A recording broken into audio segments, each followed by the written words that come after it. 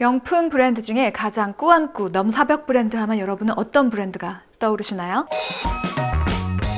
에르메스에서 어떤 아이템을 사면 평생 만족하면서 쓸 수 있을까요? 사실 나만 쓰고 낡아서 버리는 류의 브랜드가 아니죠. 이 브랜드는 내 딸까지 쓸 수 있어요. 소녀까지 쓸 수 있으려나? 그렇다면 에르메스에서 무엇을 사야 하는가? 이유라트 단순히 꾸안꾸라는 단어로 설명하기에 이 브랜드는 뭐가 너무 많아요. 그것은 이 브랜드의 역사를 보면 알 수 있겠죠? 1801년에 프랑스인 아버지와 독일인 어머니 사이에서 티에리 에르메스가 태어납니다. 독일에서 살다가 15살이 되던 해에 전쟁과 병으로 어머니와 아버지를 둘 다 하늘나라로 보내게 돼요. 그 이후에 프랑스로 넘어오게 됩니다. 프랑스 파리에서 마구 제품들 있잖아요. 말 안장이랑 그 가죽 제품들을 만드는 사업을 시작하면서 그 당시에 승마를 즐기는 귀족이나 왕족들 사이에서 상당히 인기가 높았었어요. 아니 근데 귀족들은 그렇다 치고 왕족에게 어떻게 인지도를 얻을 수 있었을까요?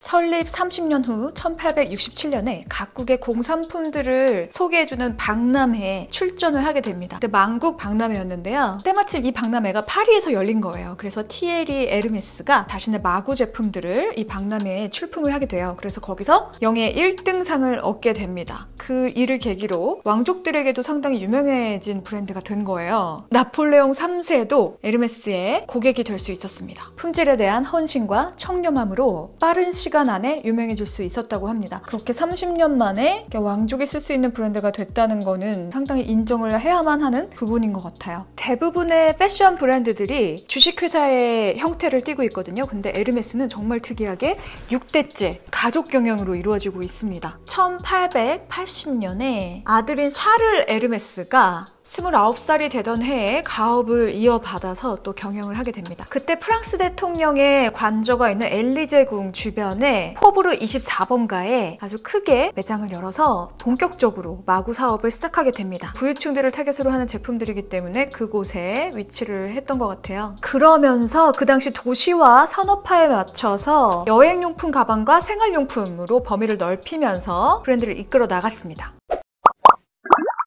그에게는 4명의 자녀가 있었는데요. 여기서 재밌는 게 그중 3명의 사위가 경영권에 뛰어들게 됩니다. 그래서 1945년에 에르메스 로고 사륜마차가 들어있는 깔레쉬를 법률적 효력을 가진 상표로 등록을 했는데요. 이 로고 역시 에밀 모리스 에르메스가 수집한 프랑스 화가 알프레드 드 드로의 19세기 석판화 르디크 아텔에서 영감을 받아서 제작을 했다고 합니다. 1951년에 로베르 듀마는 장인어른이 사망을 하자 가업을 계승하고 전쟁으로 인해서 염료가 상당히 부족했던 시기였던 거예요. 그런데 주황색이 가장 가죽의 색깔과 비슷하고 가장 저렴한 가격에 구할 수 있는 염료였대요. 패키지에 이 오렌지색을 과감하게 사용하는 것으로 정했고 패키지 사이드에 보면 이렇게 갈색, 고동색으로 선이 돼 있잖아요. 그게 가죽 제품들을 가까이 보면 아시겠지만 가장자리 부분을 고무 염료 같은 걸로 이렇게 처리를 해주는데 그거를 형상화해서 패키지 디자인을 했다고 합니다. 캘리백의 탄생. 에르메스의 대표 제품인 캘리백을 탄생시키기도 했는데요. 1956년에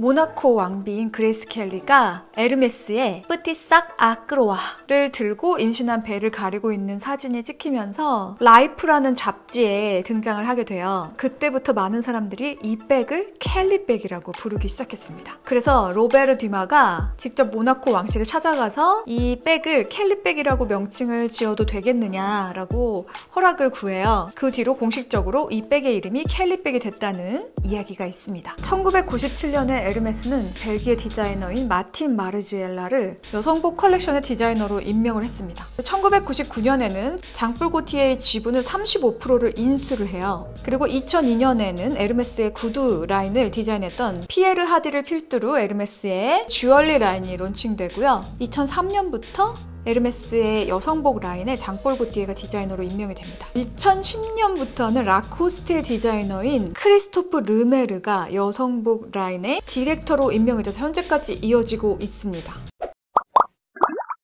자, 지금부터 에르메스의 가방의 종류에 대해서 한번 알아볼게요. 우리가 여태까지 역사에 대해서 알아봤으니까 이제 가방 종류가 무엇이 있는지 아주 자세하게 알아볼 겁니다. 에르메스는 1부터 100가지 모두 수공예로 이루어지고 그냥 일반 사람들이 아니라 정말 장인들이 한 땀 한 땀 만들어내는 하나의 예술품에 가까운 제품들을 생산해내는 것이 에르메스의 철칙인데요. 프랑스 최초로 가방에 지퍼를 달았다고 했잖아요. 볼리드백을 만듭니다. 에르메스의 가죽 가방은 100% 장인들에 의해서 만들어지는데요. 에르메스의 장인이 되기 위해서는 장인어른 아니고 장인.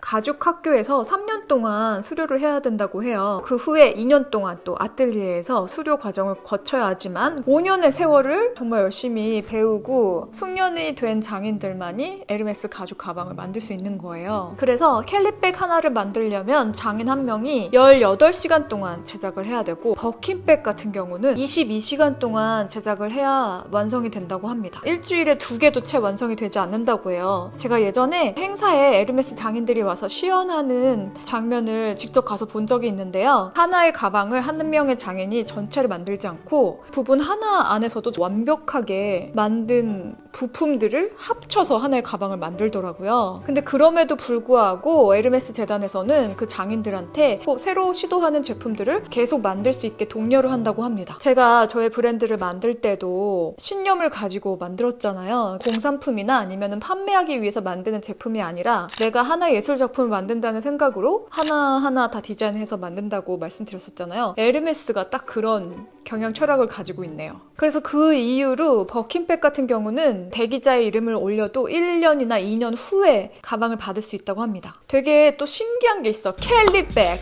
캘리백은 1837년에 사냥꾼들이 사냥을 하러 나갈 때 새들 캐리어라고 해서 이 가방을 가지고 나갔다고 해요. 되게 의외죠. 28cm, 32cm, 35cm의 다양한 크기로 제작이 됩니다. 버킨백.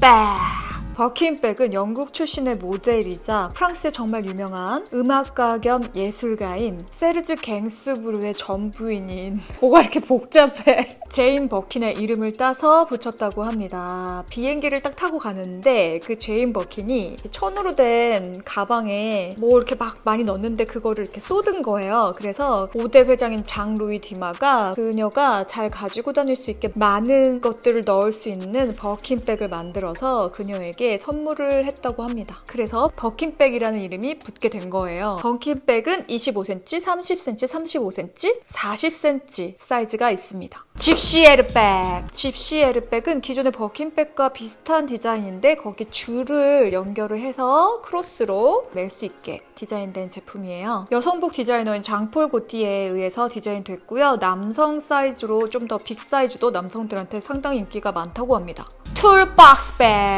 에르메스가 2010년도에 처음으로 선보인 가방인데요. 겉으로 보기에는 좀 작아 보이지만 안으로 봤을 때 수납 공간이 상당히 많은 백입니다. 베를린백. 베를린백은 2011년에 스포츠 쿠페 시트에서 영감을 받아서 디자인된 백이에요. 정말 시트에서 영감 받았다고 하니까 이 디자인이 정말 자동차 시트같이 보이네요.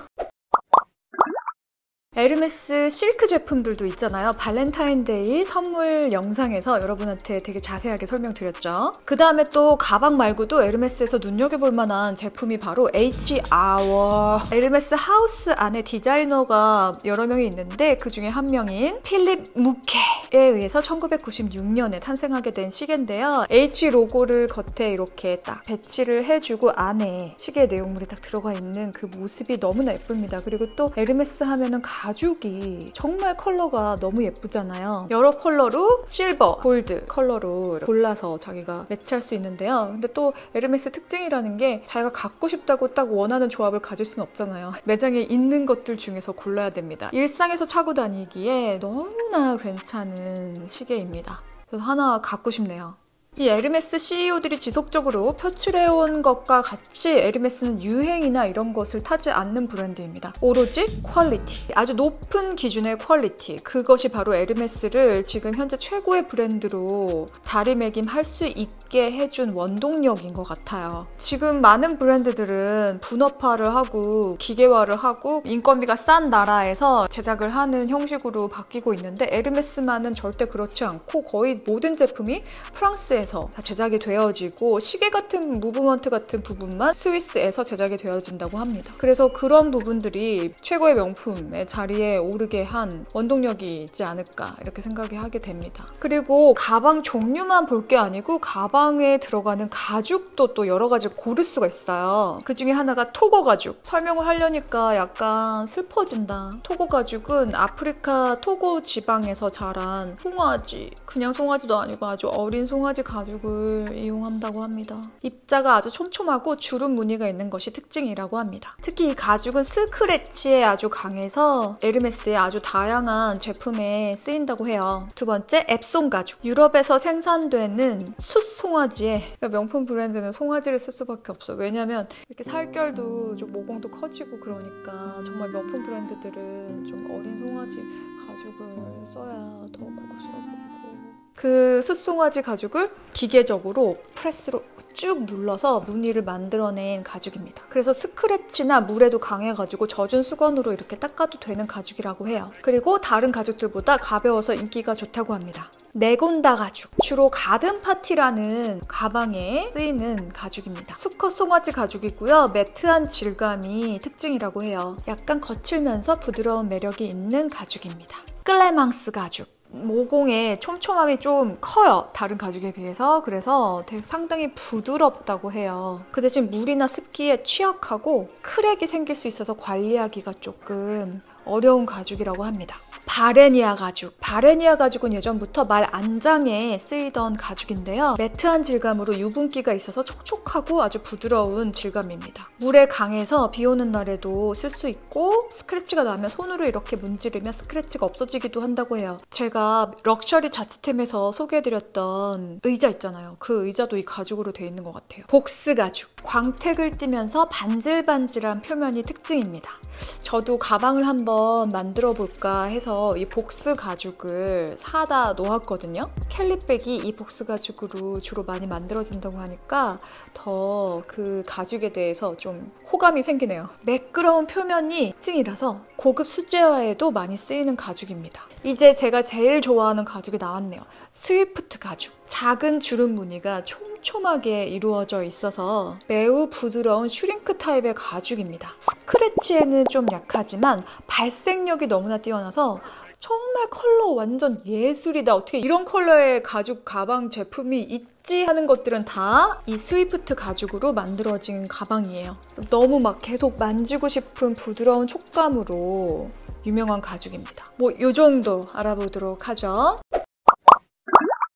이것 중에 자기가 고를 수가 있어요. 근데 주로 어떤 가방에 어떤 가죽을 주로 사용한다 뭐 이런 거 있는데, 저는 버킨백이던 캘리백이던 저는 스위프트 가죽을 좀 더 선호를 하고요. 왜냐면 저는 컬러를 상당히 중요하게 생각하기 때문에. 다루기가 너무 힘들 것 같은 점이 있지만, 누가 에르메스 가방은 다 1000만 원이 넘어가는데 1000만 원도 훌쩍 넘어가죠. 그런데 이거를 평소에 그냥 뭐 일상에서 계속 들고 다니는 용의 가방은 아니잖아요. 그래서 아주 고이고이 잘 모셔두다가 마음 내키는 날 꺼내서 특별하게 들 수 있는 가방들이죠. 에르메스 정말 또 사고 싶은 카테고리가 바로 접시, 그릇들이거든요. 제가 찍어놓은 모델들이 몇 가지 있습니다. 상당히 너무나 다 예뻐요, 모델들이. 그래서 뭐 그런 그릇들을 사거나 아니면은 저 같은 경우에는 신발이나 벨트 뭐 이런 거. 근데 그거 살 때도 한 매장에서 사시는 게 좋고요. 그러면 이제 VIP가 되잖아요. 그 이후에 나 버킨백 좀 사고 싶은데 뭐 이렇게 얘기를 해두면 알맞은 것이 들어왔을 때 연락이 온다고 합니다. 우리나라에서는 그래서 한 번에 버킨백이나 캘리백을 구매할 수는 없고요. 해외에서는 좀 구매할 수 있는 매장들이 좀 있다고 해요. 뉴욕에도 있고. 그래서 이런 희소성 때문에 돈 있어도 못 사는 백으로 유명하죠. 그래서 사람들이 더더 돈 많은 사람들일수록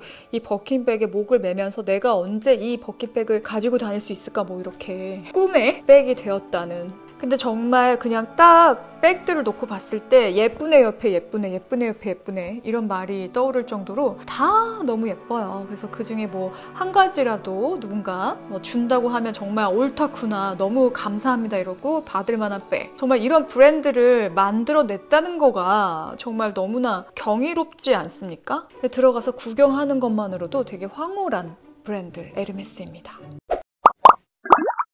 그래서 뭘 사야 하는가 이런 질문에 그릇들 그리고 H아워 백들, 저 같은 경우는 그냥 이런저런 백 사느니 버킨백이나 캘리백. 캘리백은 약간 밴디랑 또 좀 비슷한 디자인이거든요. 그러니까 저는 그냥 버킨백으로 하겠습니다. 결론 버킨백, 스위프트 가죽으로 결론 내리겠습니다. 오롯이 나의 능력만으로 맨바닥에서 세계 부자 순위 3위까지.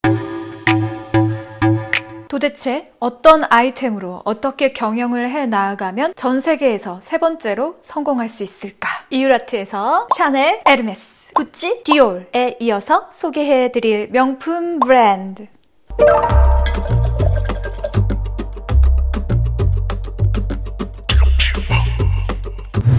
루이비통은 1821년 8월 4일에 프랑스 동부 안슈에 마을에 있는 목공소 집안에서 태어났어요. 그래서 어릴 때부터 나무를 다루는 기술을 알고 있었습니다. 그러다가 14세 때 아빠가 재혼을 하신 거예요. 그래서 집을 떠나게 됩니다. 거의 집에서 쫓겨나다시피 그렇게 집을 떠났어요. 루이비통은 파리로 가려고 마음을 먹습니다. 얼마 만에 도착을 했냐? 파리에 1837년에 도착을 하게 됩니다. 당시 파리에서는 부인들이 수십 미터 길이의 정말 커다란 드레스를 입는 게 유행이었어요. 그때 철도가 개통이 되면서 사람들이 여행을 다니는 것을 너무나 즐기는 시기가 된 거죠. 근데 이 부인들이 정말 커다란 부피의 드레스들을 수십 벌을 포플러 나무 박스 안에 넣어서 짐을 가지고 여행을 다녔던 거예요. 근데 루이비통이 집도 목공소였고 2년에 걸쳐서 파리로 오는 동안 너도 밤나무랑 포플러 나무를 이용해서 정말 커다란 가방을 만드는데 적합한 기술을 터득하고 있었습니다. 기술만 가지고 있으면 뭐하나요? 이 가방을 만들어야 되겠죠? 그래서 생제르맹에 있는 무슈 마레샬이라는 여행용 가방 만드는 회사에 취직을 합니다. 그러니까 성공하는 사람들은 뭔가 이유가 있어. 그 귀족 부인들이 보기에도 너무 짐을 잘 싸는 거예요. 어떻게 잘 쌌을까? 여러 벌 가지고 가야 되니까 여러 벌이 구겨지지 않게 차곡차곡 이렇게 싸는 패킹 기술을 가진 사람을 되게 좋아했을 것 같아요. 그래서 루이비통이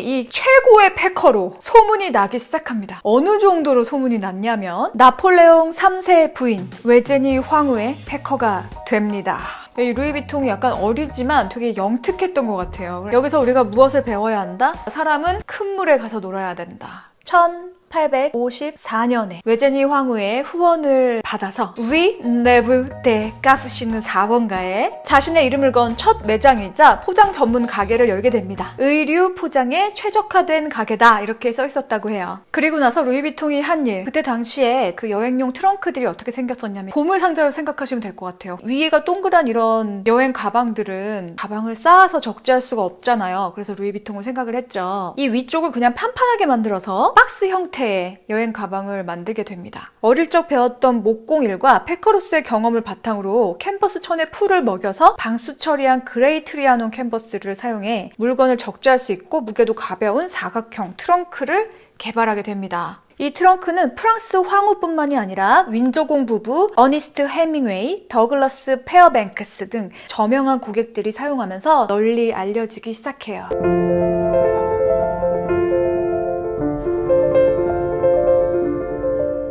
여러분, 항상 우리 명품 브랜드의 마케팅에 등장하는 그 당시에 가장 핫하고 영향력 있는 사람들이 이 제품을 사용한다는 것이 일반 사람들에게까지 알려지면 이 브랜드가 명품으로서 정말 크게 성장을 하게 되죠. 아주 퀄리티 높게 모든 서비스들을 제공하면서 제품까지 개발하는 포인트. 1859년 프랑스 파리 중심부에 있는 아니에르의 첫 번째 공방을 열게 됩니다. 루이비통의 상징적인 공방인데요. 현재에도 가방들을 만들고 있어요. 여기에 왔던 사람 중에 한 명이 김연아 선수라고 알고 있습니다. 루이비통에서 김연아 선수에게 우리가 여행 패키지 가방을 선물해주고 싶다 이렇게 얘기를 먼저 해서 이 공방에 방문을 해서 직접 주문 제작을 했다고 해요. 해밍웨이도 이렇게 트렁크를 만들었는데 역시 작가답게 책을 많이 넣을 수 있는 트렁크를 주문 제작했네요. 1888년 이 트리아논 캔버스의 모조품들이 많이 생겨나 생겨나게 되자 이것들을 방지하기 위해서 다미의 캔버스를 개발하게 됩니다. 1892년 루이비통이 사망을 하고 그의 아들인 조르주 비통이 이어가게 됩니다. 다미의 캔버스가 모조품들이 계속 생겨나는 거예요. 다미의 캔버스는 모조품으로 만들기에 너무 이렇게 쉽다 이렇게 생각을 해서 모노그램 캔버스를 또 제작을 하게 되죠. 1914년에 파리의 샹젤리제 거리에 7층 규모의 루이비통 매장을 설립을 하게 됩니다. 지금도 샹젤리제 거리에서 가장 삐까번쩍한 건물이고요. 가장 눈에 띄는 브랜드 바로 루이비통인데요. 이 루이비통이라는 브랜드가 얼마나 인기가 있었는지 볼 수 있는 상징적인 건물인 것 같아요. 근데 이때까지만 해도 루이비통의 아이덴티티가 여행용품 전문 매장이었어요.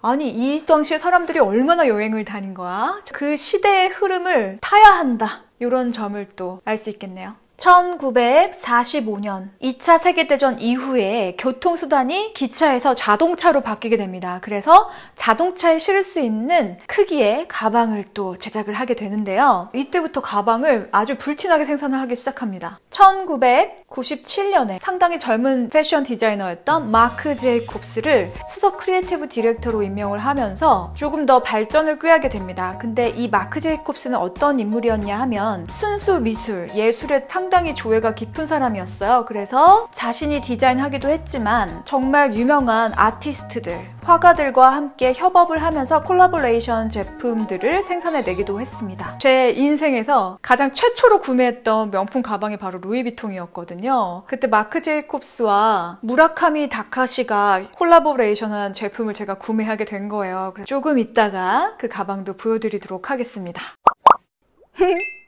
LVMH의 회장 베르나르 아르노, 이 사람을 사람들이 캐시미어를 걸친 늑대라고 표현을 하는데요. 왜 그런지 함께 알아보도록 하겠습니다. 이분이 185cm의 키에 얼굴도 되게 좀 미소년같이 생기셨어요. 그런데 그냥 평소에는 착하고 순한 귀족적인 사람 같아 보이는데 일적으로 접근을 하게 되면 수단과 방법을 가리지 않고 공격적으로 인수합병을 하고 이런 모습들을 보고 사람들이 양털보다 더 럭셔리한 게 캐시미어잖아요. 캐시미어를 쓴 늑대 이렇게 표현을 한다고 합니다. 이분이 얼마나 꼼꼼하냐 하면 티파니를 이번에 인수를 했거든요. 근데 티파니를 인수하기 전에 서울에 있는 티파니 매장에 들러서 불시에 검문을 한 다음에 티파니 매장의 유리에 있는 얼룩을 보고 직접 사진을 딱 찍으면서 이것이 경영 실패의 한 예다 이렇게 얘기를 했다고 합니다. 근데 정말 이런 마케팅이나 뭐 매장 관리나 이런 것에서는 완벽함을 추구하지만 디자이너한테는 그러지 않았다고 해요. 훌륭한 인재를 모으는 것이 기업의 생사를 결정한다 이렇게 얘기를 했다고 합니다. 인재 영입에 엄청난 힘을 쏟았고 알렉산더 맥퀸, 마크 제이콥스 이런 사람들을 기업에 영입을 하면서 자유롭게 자신만의 작품 세계를 펼칠 수 있도록 장을 마련해 줬다고 합니다. 그래서 그의 이런 유연한 경영 철학이 LVMH 그룹을 최고의 기업으로 올려놓았던 원동력이라고 사람들이 얘기를 한다고 해요. 도대체 이 회장님은 어떤 절차와 어린 시절을 겪었길래 이렇게 세계 3위 부자가 될 수 있었던가? 이 사람이 그 아버지부터 정말 큰 회사를 운영하고 있었는데 엔지니어링 기업을 이어받으려고 경영 수업을 하다가 부동산 사업을 위해서 미국으로 넘어갔다고 해요. 그리고 뉴욕의 상징인 노란 택시에 딱 탄 거죠. 택시 기사에게 물어봅니다.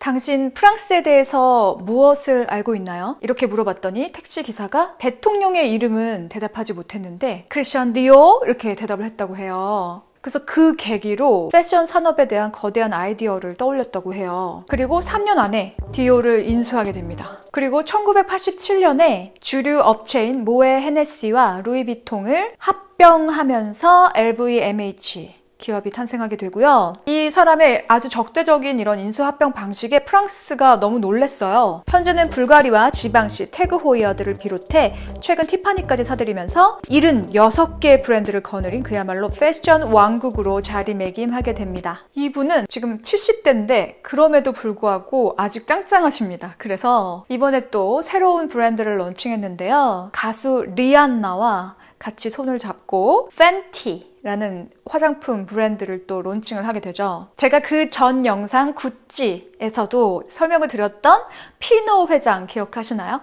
이 피노 회장과 이 아르노 회장이 되게 친한 친구 사이라고 합니다. 부부 동반으로 서로 놀러 다니기도 하고, 아르노 회장의 아들의 결혼식에 피노 회장의 부인이 바로 옆에 앉기도 하고, 뭐 그 정도로 정말 가까운 사이라고 해요. 이 LVMH 그룹에서 구찌를 인수하려고 되게 오랜 시간 동안 물밑 작업을 하고 있었는데, 그거를 안 구찌 그룹에서 피노 회장에게 달려가서 우리 브랜드를 그냥 너가 인수해달라고 이렇게 부탁을 해서 베르나르 아르노 회장 몰래 구찌를 인수하면서 이 아르노 회장이 되게 충격을 먹게 된 거죠. 왜냐면 이 회장이 거의 10년 동안 구찌를 인수하려고 했었다고 해요. 그러니까 원래 알고 되게 친했던 사람이 자기한테 평소에 얘기도 안 하고 갑자기 인수를 했다고 이렇게 나오니까 얼마나 황당했겠어요. 친한 친구인데 그 피노 회장과 아르노 회장이 패션 업계에 정말 양대 산맥으로 불릴 만큼 지금 경쟁 구도를 달리고 있습니다. 아직까지는 LVMH 그룹이 훨씬 더 럭셔리한 브랜드를 많이 갖고 있지만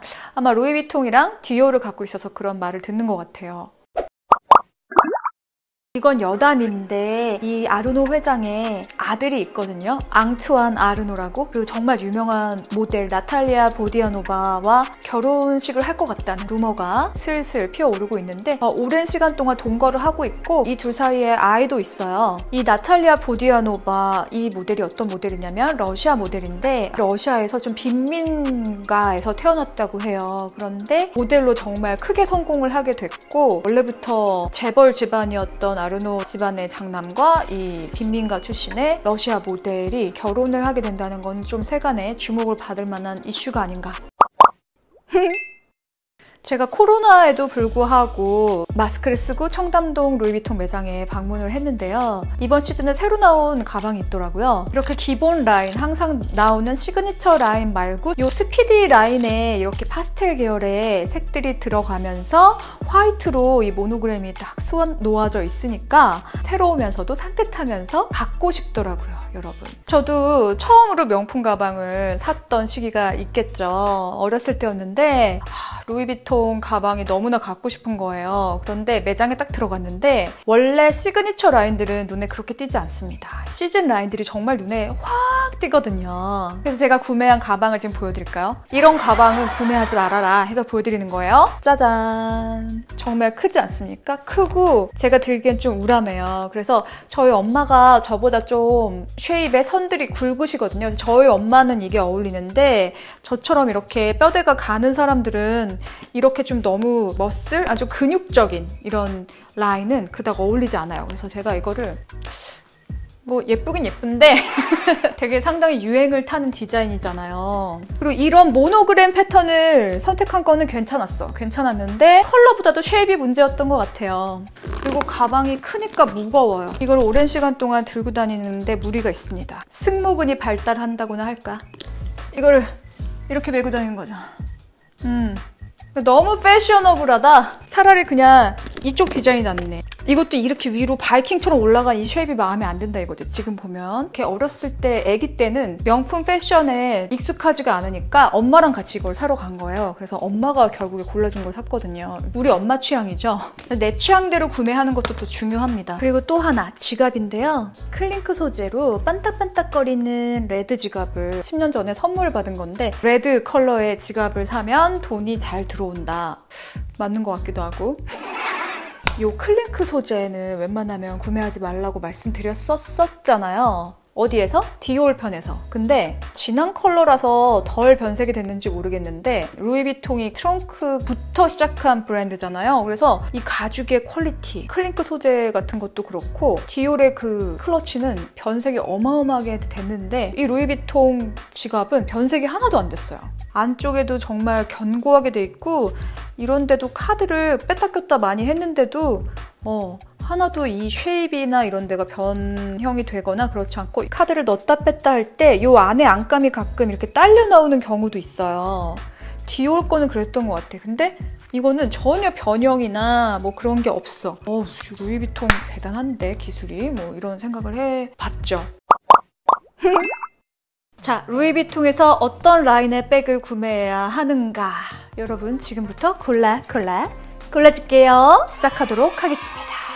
자, 루이비통에서 이걸 사야 평생 들어도 괜찮다. 그리고 잘만 관리를 하면 내 딸까지는 들 수 있다. 글쎄요, 루이비통 뭐 빈티지 좋아하시는 분들도 있으니까 또 딸 때 아니면 손녀 때 그때 유행이 어떨지 모릅니다. 모노그램 라인. 모노그램 라인이 가장 루이비통의 대표적인 라인이고요. 모노그램으로 되어 있는 여러 가지 디자인의 백들이 나와요. 그 수많은 백들 중에 한번 같이 골라볼까요?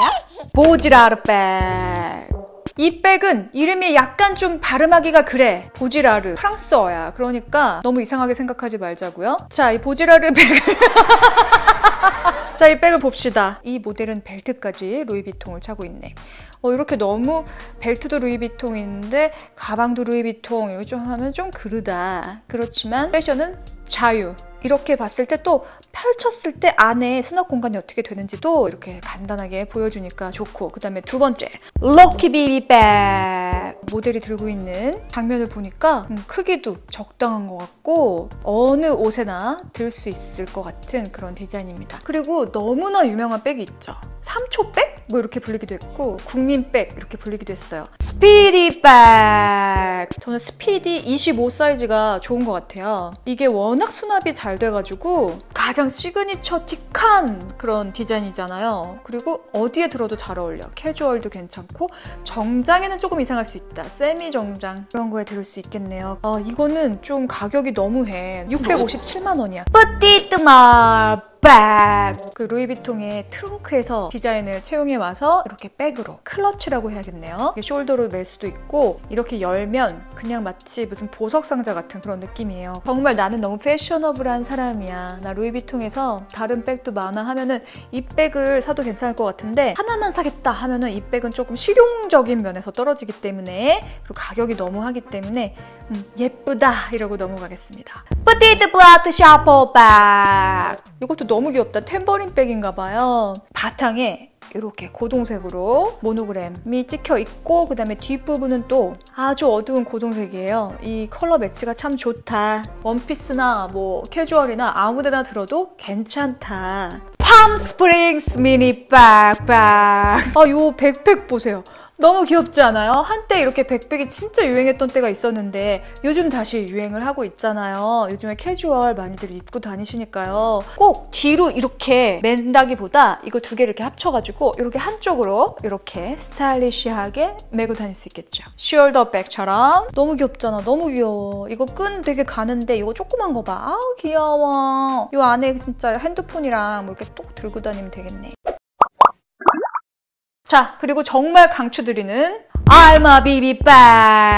오, 진짜 이 알마 비비백 보세요. 너무 예쁘지 않아요? 너무 캐주얼한 게 좀 싫으시다 그러면은 이 디자인으로 사시면 될 것 같아요. 이거 봐, 이거 봐. 이 화이트 미니스커트에 네이비 레이스 탑 입고 이 알마 비비백 든 거 보세요. 너무 예쁘지 않아요? 조금 더 큰 사이즈를 원하면 알마 PM백 사이즈? 예뻐 예뻐. 진짜 이건 예뻐 예뻐. 또 하나 이렇게 눈에 탁 튀는 트렁크 클러치. 요것도 진짜 이 베이지색 트렌치 코트에 이렇게 코디한 거 보십시오. 예쁩니다. 안에 열면 이렇게 약간 지갑처럼 돼 있네요. 너무 예쁜 게 있어. 이거 도시락 가방인가? 발리젯. 이것도 너무 귀엽다. 발리젯. 나 오늘 도시락 좀 들고 왔어 얘들아. 거기서 이렇게 마카롱 하나 멀티 포셔트 액세수아. 이거 난리 났었잖아요, 인스타그램에서. 이거 진짜 매장 가면 볼 수가 없어요. 한번 해보고 구매를 하고 싶은데 구매를 할 수가 없어. 근데 인터넷에는 있네. 내가 온라인으로 시키면 오는 건가? 나에게? 여기 스트랩이 핑크색이 예쁜 것 같아요. 여기 또 스트랩 색깔이 두 가지가 있거든요. 그런데 여름에 하면 이 핑크색이 더 예쁠 것 같아. 스트랩이 너무나 진한 컬러로 돼 있어도 나 이 스트랩 했어 이렇게 막 대각선으로 이렇게 지나가잖아요. 그 느낌 없이 이게 예쁠 것 같아. 이렇게 온라인에서 3개의 백을 한꺼번에 갖고 다니는. 자, 이 정도로 모노그램을 추천을 해보고요. 두 번째로 이거 구매해도 괜찮다 싶은 게 앱비 라인이에요. 앱비가 뭐냐면 그 이삭, 지푸라기들 떨어져 있는 것 같은 그런 느낌의 디자인 패턴을 가죽 위에 이렇게 사사사사삭 찍어가지고 되게 견고하게, 약간 어떻게 보면 뭐 샤넬의 캐비어 가죽 뭐 이런 거랑 같이 스크래치에 강하고 내구성이 강한 가죽인데요. 알마 라인 디자인 있잖아요. 자, 옙비 가죽의 알마 디자인 나옵니다. 자! 이게 컬러가 되게 예뻐요, 이 라인들이. 블랙도 괜찮고 어떤 분은 또 옐로우 가지고 계시는데 그게 포인트가 되면서도 괜찮은 것 같고 레드도 괜찮은 것 같고 워낙 클래식한 라인이기 때문에 디자인이 그닥 뭐 시기를 타지 않는 것 같습니다. 제가 이번에 루이비통 바뀐 거 보고 상당히 인상이 깊었는데요. 여자 라인의 백들만 보시지 마시고 꼭 남자 라인 백들 꼭 보시기 바랍니다. 거기 예쁜 거 더 많아요. 미쳤어 진짜. 제가 매장 가서 찍어온 백들이 있는데요. 나 같으면 남자친구한테 이거 선물이야, 너 백이야 이렇게 해도 거기에 내 립스틱이랑 핸드폰 넣고 같이 들고 다닐 수도 있을 것 같아. 남자친구가 화장실 가면 내가 딱 들어주고 뭐 그래도 전혀 이상할 것 같지 않은 백입니다. 남자 백팩들도 너무 예쁘고 요즘에는 유니섹스 라인 되게 즐겨 입으시잖아요. 남자 친구한테 자 이거 너 자켓이야 이렇게 사줘도 그거 내가 입어도 되고 패션에는 뭐가 없어. 자 양준일 씨 이 제스처 이걸로 골라줄게요. 샤넬백 딱 한 개만 산다면?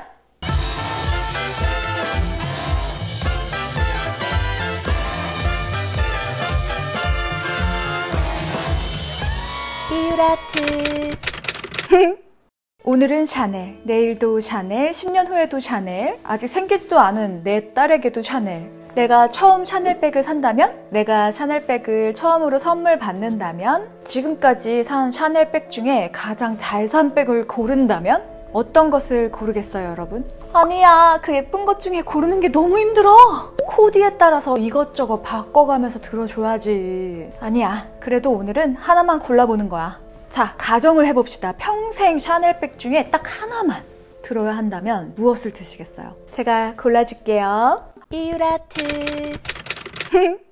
어떤 브랜드에서 딱 하나의 제품만 고른다는 가정을 했을 때는 이 브랜드의 역사에 대해서도 한번 알아봐야 되거든요. 왜냐하면 몇백만 원이나 하는 이 제품을 우리가 사는 이유에 대해서 좀 알고 사야 되잖아요. 샤넬의 역사! 저는 이 샤넬이라는 브랜드가 워낙 럭셔리함의 대명사기 때문에 창시자인 가브리엘 샤넬이 귀족적인 집안에서 태어났을 거라고 생각을 했었거든요. 그런데 그게 아니었어요. 가브리엘 샤넬은 1883년에 프랑스 소미르 지역에서 태어났는데요. 아버지의 직업이 장돌뱅이였고 그녀가 태어난 것에는 아예 관심도 없었고 어머니는 그녀가 어렸을 적에 사망하셨어요. 그 이후에 가브리엘 샤넬이 오바진 수녀원에 들어가서 7년 동안 바느질을 배우게 됩니다. 수녀복에는 화이트와 블랙으로 이루어져 있잖아요. 그런 것에서 영감을 받고 성당에 있는 스테인글라스 있잖아요. 그것에서 컬러적인 그리고 디자인적인 영향을 받게 됩니다. 정말 불우한 어린 시절을 보내고 수녀원에서 대부분의 생활을 했지만 뭔가 잠재되어 있는 그 예술혼이 있었던 것 같아요. 성인이 된 가브리엘 샤넬이 이제 봉제 회사를 다니면서 밤에는 카페에서 라이브 가수를 했다고 하네요. 그 당시에 그녀가 불렀던 노래 때문에 그녀에게 코코라는 별명이 생기기도 했답니다. 이제 그렇게 근근히 자신이 좋아하는 것을 하면서 살아가다가 후원자를 만나게 됩니다. 아서 에드워드 카페를 만나가지고 모자 가게를 차리게 돼요. 그때 모자 가게 이름은 샤넬 모드였어요. 처음에는 되게 수수하고 간편하게 생긴 모자의 디자인을 해서 판매를 했더니 인기가 없다가 그 당시 상당히 유명한 영국 배우였던 가브리엘 도르지아가 그 샤넬의 모자를 쓰면서 급속도로 정말 많은 사람들에게 유명해지기 시작합니다. 벌어들인 자금을 가지고 지금의 샤넬 매장을 만들게 돼요. 1913년에 프랑스 도빌이라는 지역에 샤넬의 첫 매장을 열게 됩니다. 그래서 부티크를 오픈한 후에 가브리엘 샤넬이 처음으로 디자인한 옷이 바로 가디건이었습니다. 프랑스 가시면 아시겠지만 날씨도 상당히 갑자기 추웠다 갑자기 따뜻해졌다가 막 왔다 갔다 하거든요. 그래서 입고 벗기 편한 가디건을 디자인해서 선보이게 돼요. 이 가디건의 특징은 기존에 이 여자들이 코르셋이나 패티코트를 착용하느라고 너무나 이렇게 불편한 패션 그 형식을 하고 있었는데 여자들에게 자유를 주게 된 거죠. 그래서 여자들도 실용적이고 단순한 그리고 편한 의복을 입으면서도 좀 우아함을 잃지 않는 샤넬의 스타일에 매료되기 시작했어요. 1926년에 샤넬이 야외복인 리틀 블랙 드레스를 디자인해서 선보이게 돼요. 그리고 파인 고급 주얼리들도 선보이게 됩니다. 1954년에 트위드 소재의 자켓을 또 선보이게 되면서 선풍적인 인기를 끌게 됐고요. 1955년 2월에는 금속 체인이 달린 백을 선보이게 됩니다. 그게 바로 2.55 백이에요. 그 이후에 1982년에 지금까지 가장 유명한 그 디자이너인 칼 라거펠트를 영입하면서 샤넬에 조금 더 영한 감각을 불어넣으면서 지금까지도 가장 최고의 명품 브랜드에 입지를 굳히고 있습니다. 자, 그러면 지금 현재 샤넬에 어떤 백들이 나오고 있는지 한번 같이 샤넬 홈페이지에 들어가서 구경해 볼까요? 카테고리에 들어가서 핸드백에 들어갑니다. 시즌 신상품 지금 뭐가 나와 있는지 같이 보도록 할까요? 샤넬 요 트위드 소재로 되어 있는 핸드백도 있고, 그 다음에 이렇게 가죽인데 이게 뭐야? 실버랑 골드 두 가지 스트랩으로 되어 있는 맥시 플랫백도 나와 있네요. 화이트 샤넬백 너무 사고 싶은데 화이트는 이염의 위험도 있고 그래서 매장에서도 많이 권해주시지는 않더라고요. 근데 너무 예뻐 봐요. 너무 예쁘잖아요. 비싸네. 719만 원. 트위드로 된 큰 사이즈의 백들도 나오고, 클래식 백에서 조금 더 소재나 디자인에 약간의 변형을 준 백들도 있고, 이거 봐. 여기 색깔 너무 예쁘지. 클래식 플랫백. 지금 구매할 수 있는 샤넬 백들이 이렇게 나옵니다. 지금 가격이 올랐네요. 가격이 올랐어. 자, 이렇게 같이 봤고요. 자, 제가 처음 샤넬에서 구매한 백을 보여드리겠습니다. 짠짜단. 라지 사이즈고요. 이 겉에 가죽은 램스킨입니다. 양가죽이라서 상당히 오염에도 약하고 이렇게 눌리는 것에도 약하고 스크래치에도 약하고 물 같은 것도 닿으면 안 되고, 가죽에 얼룩이 생기면 재빨리 마른 수건으로 닦아내던지 이렇게 해야 되고, 그다음에 가죽에 얼룩이 이미 생기고 마르고 이런 거는 절대 다시 어떻게 AS를 매장에서는 할 수 없습니다. 이렇게 앞에 샤넬 로고가 금장으로 있습니다. 이렇게 돌려서 열면 와인 컬러의 안 가죽이 나오고 샤넬이 박음질이 되어 있어요. 그리고 샤넬 로고가 딱 쓰여져 있고, 이 앞쪽에 수납할 수 있는 주머니가 있고, 이 안은 이렇게 생겼습니다. 양쪽으로 수납할 수 있는 공간이 있고 메인 공간이 있어요. 꽤 많이 들어가고요. 이 스트랩도 길이가 상당히 길어서 허리까지 내려오는 길이입니다. 크로스를 하고 싶으면 이 스트랩을 이렇게 하나로 만들어서 크로스로 할 수도 있어요. 저는 크로스로 거의 하지 않아요. 왜냐하면 이 가죽이 눌릴 수 있기 때문에 절대 이렇게 하지 않습니다.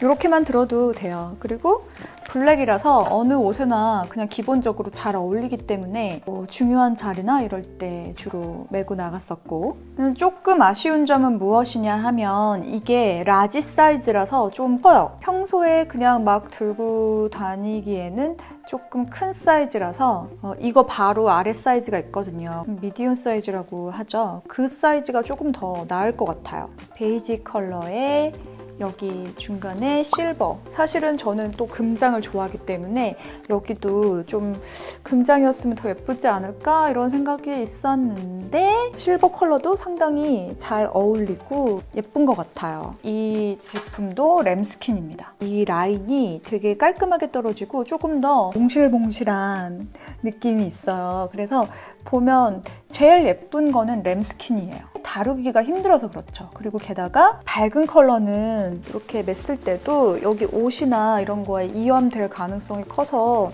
여기 보면은 약간 이렇게 블랙 이렇게 글자가 찍혀있네. 내가 언제 이런... 이 제품은 프랑스 여행을 갔을 때 구매를 했고요. 300만 원 정도가 더 저렴한 가격으로 구매를 했어요. 관세랑 세금을 내면 그 정도 차이는 나진 않지만 그래도 상당히 더 저렴했어요. 자, 안에 열어보면 지퍼가 달려있고요. 이렇게 이중 플랩이 되어 있습니다. 그리고 이렇게 앞에 주머니가 또 있고 안에도 이렇게 되어 있어요. 저는 이 백들을 평소에 보관을 할 때 그 포장을 정말 정성스럽게 해주시거든요. 그거 그대로 외출했다 나갔다 들어왔을 때 다시 그대로 이렇게 넣어놓고 박스로 이렇게 쌓아놓는 게 훨씬 더 이거를 보관하는데도 안정적인 것 같아요. 그리고 이거는 유일하게 캐비어 가죽입니다. 램스킨처럼 똑같은 디자인으로 구름 안에 이렇게 폭 안겨 있는 것 같은 그런 디자인으로 나와서 바로 구매를 했죠. 접은 플랩은 없고 이렇게 지퍼가 있고 여기 지퍼 안에 뭐 현금 같은 거 그냥 넣고 다니기도 좋고 카드 같은 거 넣기도 좋고 아이폰 맥스 정도 들어갈 수 있는 크기입니다. 스몰이라고 그때 했던 것 같은데 이 사이즈 가방이 정말 너무나 유용하고 여행 가서도 정말 실용적으로 잘 들고 다닐 수 있는 사이즈예요. 제가 가장 많이 아무 옷에나 들고 다닌 사이즈입니다. 완전 추천드려요. 제가 정말 클래식 라인을 좋아하는 거를 너무 티나게 이렇게 보여드리고 있는데요. 이런 말이 있지 않습니까? 클래식은 영원하다. 만약에 내가 다 경험을 해보고 딱 한 개만 선택할 수 있다 하면 저는 블랙 컬러 금장 미디움 사이즈의 클래식 백을 선택하겠습니다. 왜냐면 그냥 그 블랙 컬러가 어떤 옷에 들어도 가장 무난하게 잘 어울리는 컬러고 내가 정말 캐주얼한 의상만 입고 다닌다 그러면 미니 사이즈나 스몰 사이즈의 백을 구매해도 될 것 같아요. 이 블랙 컬러로 미디움 사이즈의 금장을 선택한다 그러면 그냥 정장에도 어울리고 캐주얼에도 들 수 있고 그렇게 될 것 같아요. 그래서 더 활용도가 높을 것 같고요. 램스킨을 선택해야 되는지 아니면 캐비어 스킨을 선택해야 되는지에서는 캐비어 스킨을 선택하겠습니다. 이 램스킨은 정말 다루기가 너무 힘들고 가지고 다니면서도 정말 신경이 약간 곤두서 있어야 돼요. 그 가방이 나를 들고 다니는 것 같은 느낌이 듭니다. 근데 캐비어 스킨은 그런 느낌은 없어요. 그냥 되게 편하게 들고 다녀요. 제가 어떤 일이 있었냐면 이 처음 산 샤넬을 들고 가족 식사를 하러 레스토랑에 갔어요. 서빙하시는 분이 접시들을 치우시다가 두 번째 가방입니다. 요게 금장, 뭐 은장 이런 거는 여러분의 취향대로 하시면 될 것 같아요. 저는 금장 취향인데 제가 이걸 680만 원에 구매를 했는데 지금은 700 얼마라고 아까 우리 홈페이지에서 같이 봤잖아요. 가격이 금세 올랐네요. 그래서 저의 선택은 그렇다는 말씀입니다. 지금까지 이유라트에서 다른 브랜드 중 가장 빠르고 거대한 성공을 한 브랜드. 내가 가지고 있는 명품 브랜드 의류 중에 이 브랜드가 가장 많더라. 오늘 우리가 만날 브랜드는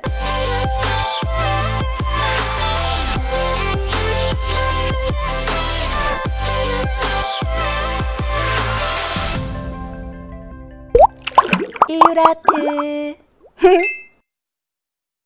디올에서 무엇을 구매해야 가장 돈이 아깝지 않은가?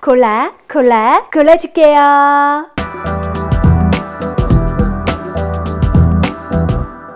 디올은 우리 이유라트에서 다룬 브랜드 중에 가장 부유한 집안에서 태어났어요. 1905년에 디올이 노르망디 지방에 있는 마을에서 태어나게 됩니다. 디올의 아버지는 상당히 커다란 사업을 하고 계셨고 어머니는 정원도 가꾸고 패션에도 너무나 관심이 많은 귀부인이었어요. 디올이 아무래도 이런 예술적인 영감 같은 것을 어머니한테 영향을 많이 받았던 것 같습니다. 그래서 디올은 어머니와 함께 정원에 꽃을 가꾸고 그림 그리기를 좋아하는 소년이었어요. 그리고 디올이 10살이 됐을 때 디올의 가족들 모두 파리로 이사를 가게 됩니다. 디올의 아버지는 디올이 외교관이 되기를 바라셨어요. 그래서 1920년부터 1925년까지 에콜 리브르 데 시앙스 폴리테크 대학에서 공부를 했고 그렇지만 디올은 건축이나 예술에 더 깊은 흥미를 느꼈습니다. 1928년에 자크 공장 아니고 자크 봉장이라는 친구와 함께 파리에 소규모 아트 갤러리를 엽니다. 그때 디올은 파리에서 너무나 유명한 작가인 달리와 상당히 친한 관계였어요. 그래서 피카소의 그림도 이 갤러리에서 전시를 했다고 합니다.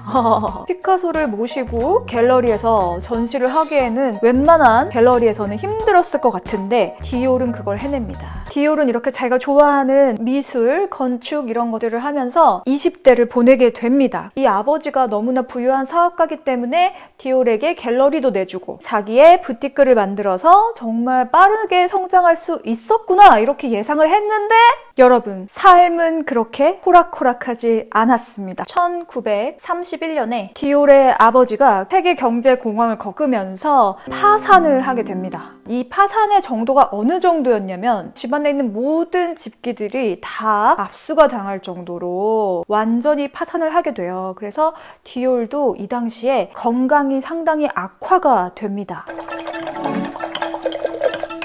그래서 이 당시에 디올이 어떻게 생계를 유지했냐면 친구인 장 오젠느한테 패션 드로잉을 배워서 한 장에 10센트씩 받으면서 생계 유지를 하게 됩니다. 근데 디올의 감각과 그림 실력이 얼마나 뛰어났냐 하면 그 중에 그림 몇 점은 프랑스에서 가장 유명한 일간지였던 르 피가로에 몇 점 실리기도 했습니다. 그리고 디올은 일러스트 이외에도 이 당시에 모자를 만들어서 오뜨 꾸띠르에 판매를 하기도 했어요. 이렇게 10년의 세월 동안 그런 생활을 하게 되죠. 1941년에 프랑스 디자이너 루이시엥 르롱의 부티크에 취직을 해서 피에르 발망과 함께 그 회사에서 근무를 하게 됩니다. 그리고 정말 드라마 같은 일이 벌어지는데요. 1946년 디올은 지인의 소개로 프랑스에서 가장 큰 직물 회사를 가지고 있는 대표 마르셀 부사크를 만나게 됩니다. 이 마르셀 부사크는 크리스찬 디올의 재능을 너무나 높이 샀어요. 자기네 회사 부사크로 들어와라 이렇게 스카웃을 하게 됩니다. 그런데 디올은 자신의 브랜드를 갖기 위해서 그 부사크엔 들어가지 않겠다라고 얘기를 했더니 부사크가 크리스찬 디올의 이름을 딴 부티크를 열어주겠다고 합니다. 1946년 12월 6일에 파리의 몽테뉴 거리 30번지에 크리스찬 디올의 이름을 건 부티크를 오픈하게 됩니다. 여기 몽테뉴 거리 여러분 아시나요? 제가 파리 여행 갔을 때 항상 들르는 곳이 몽테뉴 거리거든요. 건물 자체가 진짜 파리를 대표하는 건물 같은 이미지가 있고 너무나 아름다워요. 그리고 1947년 2월 12일에 첫 오뜨꾸띠르 패션쇼를 엽니다. 이때 크리스찬 디올이 그런 말을 해요.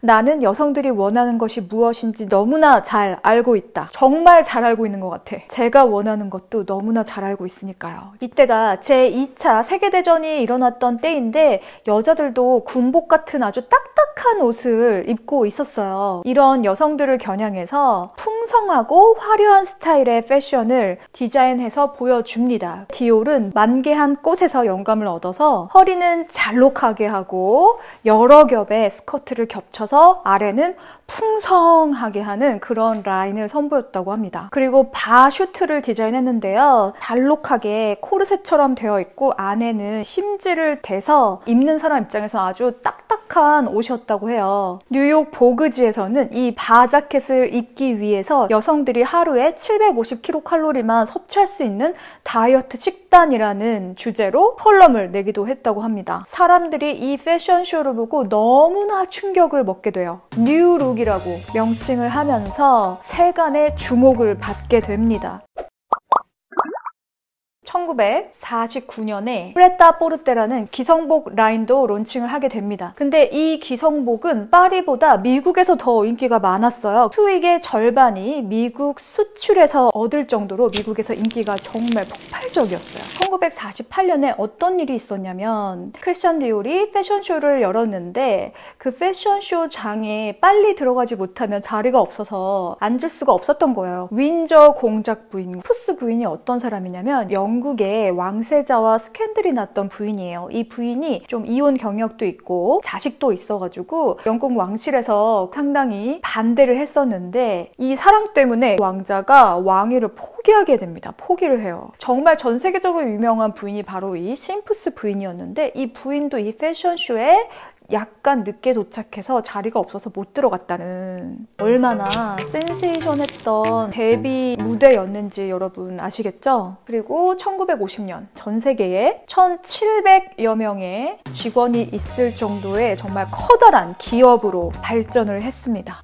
1956년 크리스찬 디올은 프랑스 산업에 기여한 공로를 인정받아서 레지옹 노네르 훈장도 받습니다. 그리고 디올은 이 의상에 알파벳을 붙여서 A라인, H라인, Y라인 이름을 붙여서 지금까지도 라인에 따라서 알파벳으로 불리잖아요. 이때 디올이 처음으로 이 시도를 했다고 합니다. 1957년 센세이션한 성공을 이뤘지만 심장마비로 사망을 하게 됩니다. 이때 크리스찬 디올에서는 21세의 젊은 나이의 디자이너인 너무나 유명한 입생 로랑을 수석 디자이너로 임명하게 됩니다. 첫 컬렉션을 발표했는데 이 트라페즈 라인이라는 명칭을 붙여서 발표를 했거든요. 패션쇼를 본 사람들이 입생 로랑이 프랑스를 구했다라고 했다고 합니다. 그러니까 이 디올의 브랜드의 파워가 프랑스라는 나라 자체에서 얼마나 중요한 역할을 했는지 볼 수 있습니다.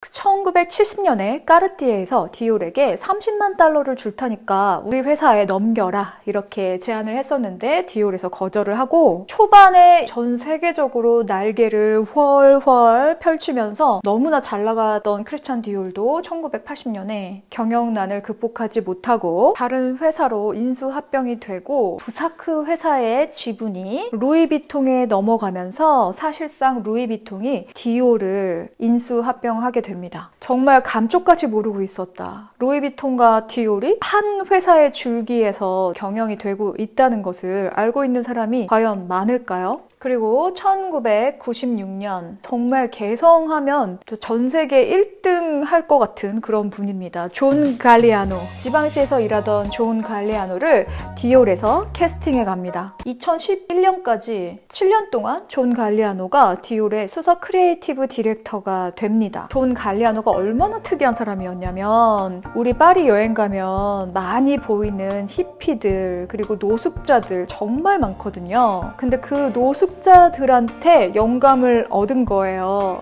이게 말이 되냐고요. 그래서 노숙자들이 신문지를 덮고 자잖아요. 거기서 영감을 얻어서 글쎄 글자 프린트가 있는 디자인을 옷에 채용을 해서 기존 고객들한테는 외면을 받았어요. 그리고 연이어서 신문 1면을 계속 장식하게 됩니다. 너무나 파격적인 행보였기 때문이에요. 그런데 디올 본사에서는 이슈를 만들고 주목을 받는 것이 훨씬 더 현명한 선택이 될 것이다 이런 말을 했다고 합니다. 그리고 1998년에 디올에서 주얼리 라인을 론칭하게 됩니다. 근데 이 주얼리 라인을 이끌어가는 디자이너도 집안에 보석들이 그냥 널려 있었던 거예요. 그래서 아기 때부터 그 보석들을 가지고 놀았다는 빅투아르드 카스텔란이 파인 주얼리 라인과 시계 라인을 디자인하게 됩니다. 청담동에 있는 하우스 오브 디올 매장에서 이 파인 주얼리들을 만나볼 수 있는데요. 건물 디자인도 만개하기 전에 장미 꽃잎 같은 연상을 시키는 디자인으로 되어 있고 그 뒤에 네모난 박스 형태의 건물은 디올의 선물 포장 박스를 연상해서 디자인했다고 합니다. 안에 들어갔을 때 정말 그 화려함과 귀족스러운 감각 때문에 충격을 받게 되는데요. 그 매장 2층에 파인 주얼리들이 전시가 되어 있습니다. 보석의 색감과 정말 세밀한 그 디자인 그리고 세공 때문에 나폴레옹과 왕비가 마치 착용을 했을 것만 같은 그런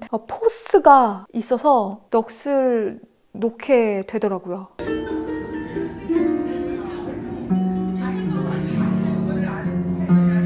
그리고 2011년에 드디어 라프 시몬스를 수석 크리에이티브 디렉터로 임명을 하게 됩니다. 이 라프 시몬스가 영입이 되면서 가장 눈에 띄게 했던 행동이 전에는 사실 우리 여주 아울렛에 디올 매장이 있었거든요. 저는 거기서 정말 많은 상품들을 구매했었어요. 근데 라프 시몬스가 오면서 이 매장을 없애버린 거예요. 아울렛 매장을. 저 너무 흥분했나요? 저 거기서 짧은 무스탕도 구매를 했었고 실크 원피스 2개도 구매를 했고 구두도 2개를 구매를 했었거든요. 구두 같은 경우는 정말 대박이었던 게 구두는 정상 매장 가면 거의 100만 원 정도 하거든요. 그런데 그때 여주 아울렛에서 30만 원, 20만 원대에 구매를 한 거예요. 이거를 구매해야겠습니까? 안 해야겠습니까? 해야겠어요? 안 해야겠어요? 게다가 기본 디자인이었어, 거의 다. 이 자켓도 디올 여주 아울렛에서 구매를 했거든요. 근데 이거는 여기가 이렇게 되게 짧잖아요. 짧고 이렇게 뒤가 이렇게 길어진 스타일이에요. 이렇게 라운드 스타일로 허리를 아주 잘록하게 해주고 이 치마는 지금 디올에서 상당히 유행하는 스타일이죠.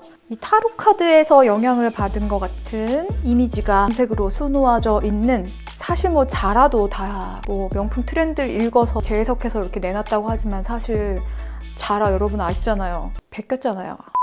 그래서 이렇게 한번 매치를 해봤습니다.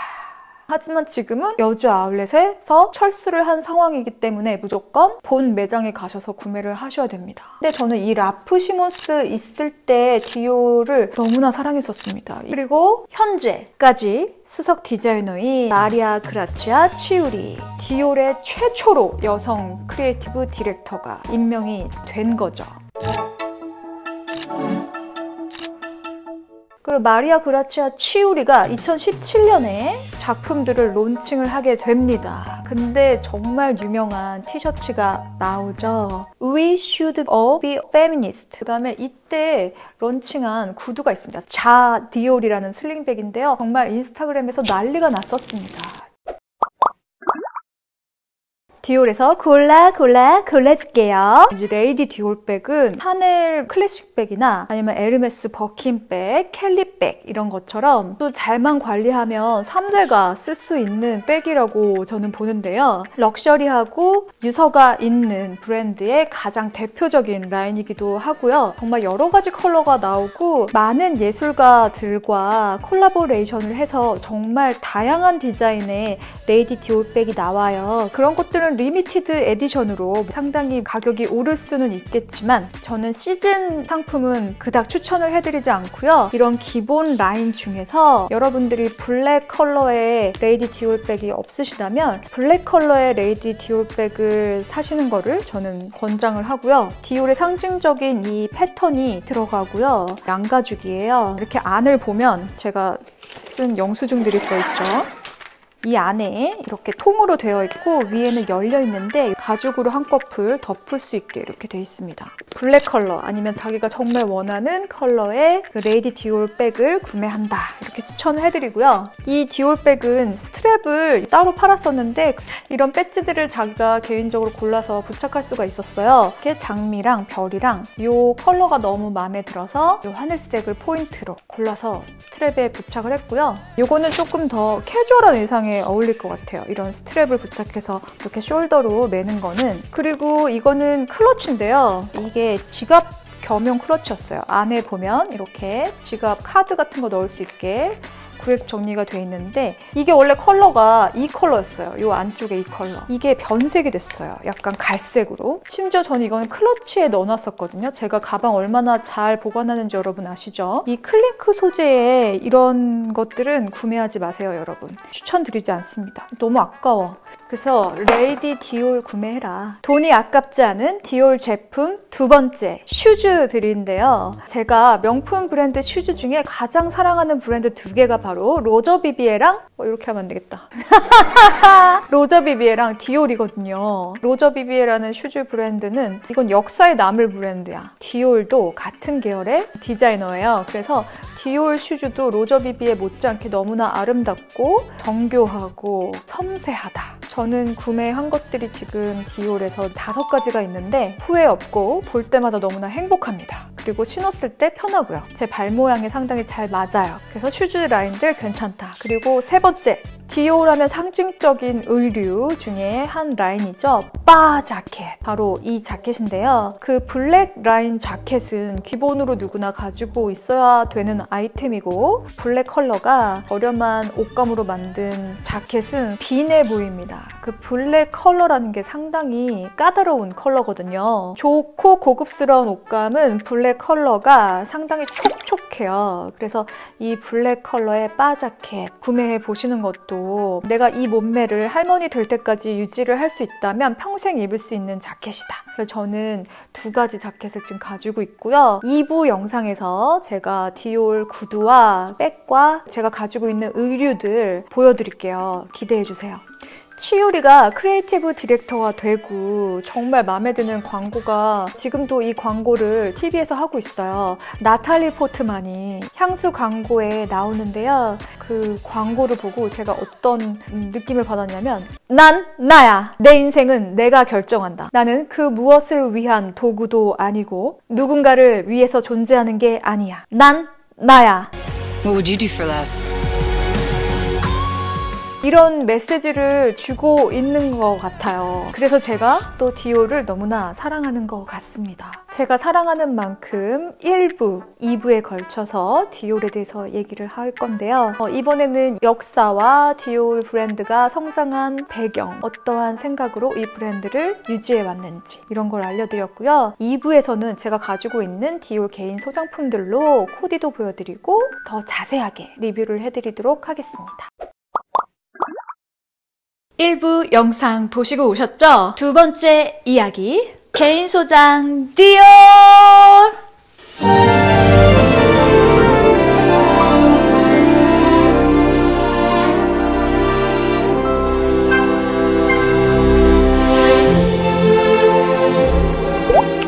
디올 아트. 먼저 스카프부터 소개를 해드릴까봐요. 치유리가 디올에 들어오고 나서 나왔던 스카프인데 타로 카드의 영향을 받아서 여신이 그려져 있고요. 연한 핑크색이랑 화이트랑 노란색으로 이루어져 있고, 여기는 마치 마술을 부리는 것처럼 뾰로로 별 모양으로, 그리고 여기는 말벌이 이렇게 있습니다. 그리고 뒤를 싹 돌려보면 이렇게 그냥 화이트 바탕에 검정색 하트 별별별별 동그라미 뭐 묶으면 한쪽 면으로만 나오는 게 아니고 양쪽 면이 다 보이기 때문에 가격대별 선물 추천 영상에서도 한번 보여드렸는데, 평소에 머리에 하기도 좋고 여름에는 이렇게 팔목에 묶어서 이렇게 사용하기도 하고, 그리고 이렇게 레이디 디올 백 손잡이에 말아서 손잡이가 때가 타는 거를 방지할 수도 있고, 갑자기 집시 언제적 노래야? 너무 레트로야. 뭐 이렇게 해서 머리를 묶을 수도 있고, 포니테일로 묶었을 때 리본으로 할 수도 있고. 이거는 트윌리 정도 사이즈고, 이거는 라지 트윌리라고 해야 되나? 이건 제가 면세점에서 구매를 했어요. 뒤를 넘기면 연한 베이비 핑크색이고 하늘색으로 이렇게 넘어갑니다. 이렇게 연출할 수도 있고, 오늘은 좀 강렬하고 싶다 막 이러면 이렇게 연출해 줄 수도 있죠.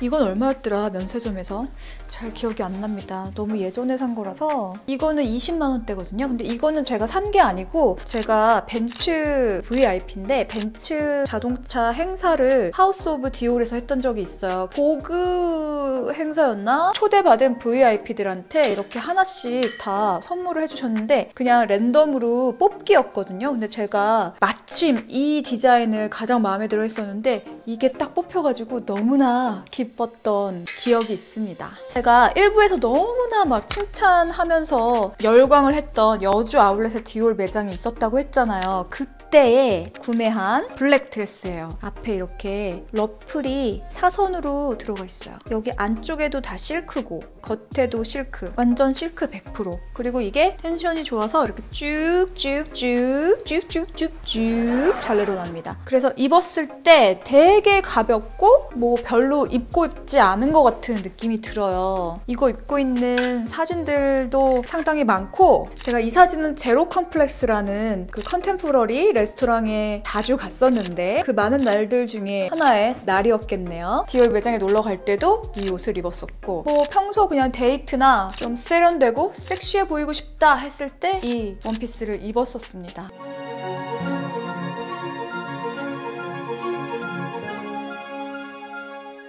그 다음 또 여주 아울렛에서 구매를 한 원피스입니다. 제가 베네피트에 바디밤 있잖아요. 펄 들어간 거, 그거를 다리에 이렇게 바르고 다녔었는데 이게 벗고 입고 하면서 거기 펄이 이렇게 묻었어요. Oh no.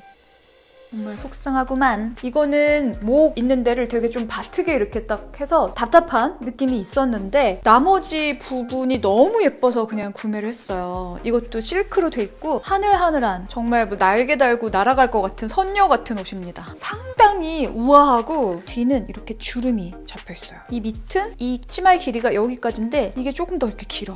그래서 주름이 잡혀있는 부분이 날립니다. 자. 보이십니까? 끝에가 이렇게 싹싹 날려요. 그래서 이거를 입고 날씨 좋은 날 이렇게 또각또각 걸어 다니잖아요? 그러면은 바람에 이게 싹 날리면서 마치 내가 여신이 되는 것 같은 그런 느낌이 들어요. 너무 좋아하는 원피스입니다. 그리고 여기 녹색도 진짜 예쁜 녹색이야. 송작색, 청록색 같은 그런 아주 고급스러운 컬러고 이 밑에 이 컬러 제가 너무 좋아하는 거 아시죠? 디올이 이 컬러를 정말 잘 써요. 베이비 핑크, 아이스 핑크 같은 쿨톤이 어울리는 핑크. 너무 좋아합니다. 이 원피스. 자, 이 원피스는 제가 성공적인 소개팅 룩이라는 영상에서 보여드린 원피스인데요. 이미 다 영상을 찍어놓고 편집까지 다 마친 상태입니다. 언제 여러분한테 오픈을 할지 지금 적당한 시기를 보고 있거든요. 요즘에 코로나 때문에 좀 밖에 나가는 게 어렵잖아요. 소개팅을 코로나 때문에 안 할까요? 코로나랑 관계없이 소개팅은 할 것 같아. 조만간 한번 오픈을 해보도록 하겠습니다. 거기서 너무나 자세하게 설명해 놓았기 때문에 이 원피스는 좀 공개를 안 하고 디자인도 공개를 안 하고 넘어가 볼게요. 몇 번 보셨을 거예요. 제가 코디 영상에서 보여드렸거든요. 자라랑 샤넬 이용해서 럭셔리 룩 완성하기. 거기서 아마 보여드렸을 거예요. 일단 옆쪽으로 이렇게 여밀 수 있고 지퍼들이 다 금장으로 돼 있어요. 금색도 정말 가장 예쁜 14K 금색깔 같은 그런 색깔도 돼 있고 여기가 레몬색이야. 약간 채도가 다운된 레몬색. 그리고 여기는 아이보리색. 그리고 소매에도. 허리선은 여기고 골반을 약간 가려주는 길이. 그리고 뒤에 라인은 이렇게 돼 있습니다. 팔꿈치를 강조해주는 이 동그란 디자인 귀여워. 무스탕인데도 되게 가볍고 너무 부드러워요. 그냥 한 가지 단점이 있다면 너무 색이 밝은 색이기 때문에 한번 입고 오래 밖에 있으면 이게 금방 먼지가 묻어서 더러워져요. 요즘에 미세먼지도 심각하기 때문에 미세먼지 깨끗한 날 입습니다. 그래서 사서 몇 번 입진 않았어요. 그래도 뭐 한 10번 입었나?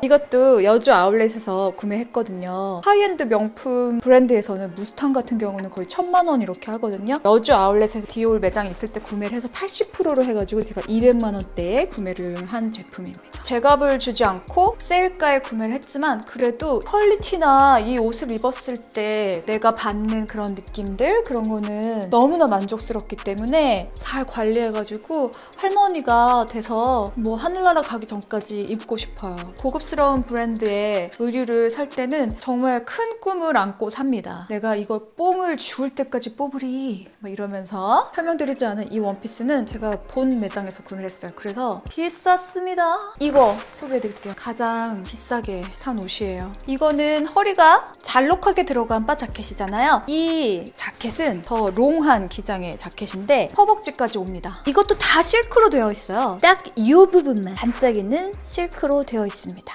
이런 자켓 같은 거는 이런 카라의 디자인이 진짜 중요한데 거기 바느질을 제가 얼마나 유심히 보는지 모릅니다. 근데 이 자켓은 완벽했어. 라프 시몬스가 크리에이티브 디렉터로 있을 때 발표한 자켓이었는데 원래 크리스찬 디올보다 좀 직선적인 형태의 옷들이 많이 나왔었어요. 그래서 좀 약간 직선입니다. 직선 느낌스. 이거는 곡선 느낌스. 보여드리겠습니다. 되게 밑에까지 내려오죠. 이런 디자인입니다. 제가 이 옷을 그 류준열 씨랑 함께 출연했던 라이카 Q2 구매기 1 영상에서도 제가 이걸 입고 있는데요. 이걸 입으면 사람들이 되게 상당히 고급스러워 보인다 이런 얘기를 많이 합니다. 디올 본 매장에 가서 사가지고 600만 원대에 제가 구매를 했어요.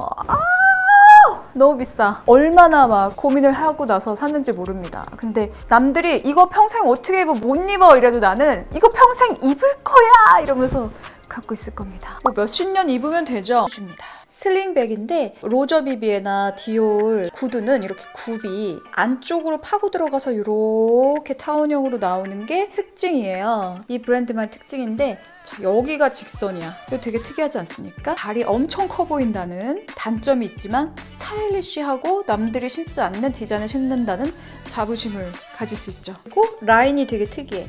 이 안에는 제가 직접 신는 거라서 좀 더러워요, 여러분. 이해해주세요. 여기가 이렇게 둥글게 파이지 않고 여기 파이고 여기 좀 올라왔다가 이렇게 되죠. 이게 너무 예뻐서 구매를 했고요. 그리고 화이트 컬러라서 여름이나 뭐 겨울 빼고는 어느 옷에든 다 잘 어울립니다. LA에 여행 갔을 때 구매를 했고요. 명품 거리가 있었어요, LA에. 이 슬링백 디자인은 우리나라에 들어오지 않고 우리나라에는 완전 펌프스 디자인이 들어왔었어요. 그래서 아, 요거 딱 있네 해가지고 구매했습니다. 그리고 제가 또 같은 매장에서 구매를 한 건데 발냄새 나나?